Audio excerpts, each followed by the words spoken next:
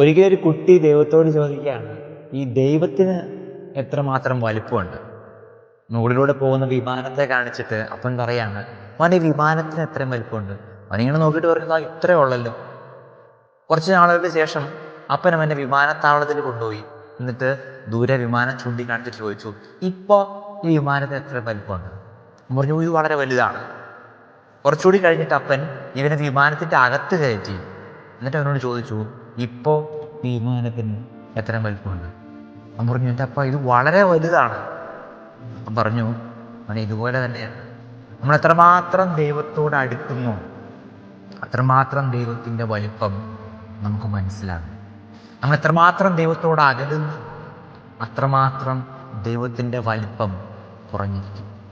ഇന്നത്തെ സുവിശേഷത്തിൽ ഈശോ ചോദിക്കുന്നൊരു ചോദ്യമാണ്, നിങ്ങളുടെ ഹൃദയം എന്നിൽ നിന്ന് വളരെ അകലെയാണ്.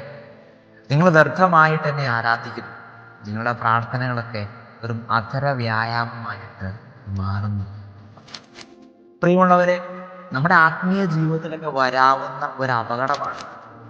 ഓർക്കുക, ഹൃദയം കൊടുക്കാതെയുള്ള പ്രാർത്ഥനകൾ, വ്യർത്ഥമായിട്ടും അലസമായിട്ടും നമ്മൾ അർപ്പിക്കുന്ന പ്രാർത്ഥനകൾ ഞാനും എൻ്റെ ദൈവവുമായിട്ടുള്ള ദൂരം വർദ്ധിപ്പിക്കുന്നുണ്ട്.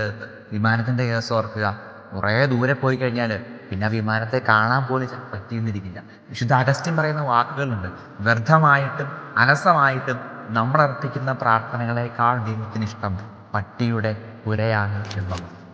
ഒന്ന് പരിശോധിച്ച് നോക്കി, നമ്മുടെ കുടുംബ പ്രാർത്ഥനയുടെ വേളകളും നമ്മുടെ വ്യക്തിപരമായ പ്രാർത്ഥനകളൊക്കെ എങ്ങനെയുള്ളതാണ്? നമ്മുടെ പ്രാർത്ഥനകളൊക്കെ ഒരു അധര വ്യായാമമായിട്ട് മാത്രം മാറിപ്പോകരുത്. കുറച്ചും കൂടിയൊക്കെ ആത്മാർത്ഥതയോടെ, കുറച്ചും കൂടി ശ്രദ്ധയോടെയൊക്കെ ഒന്ന് പ്രാർത്ഥിക്കാൻ പരിശ്രമിച്ചാലോ.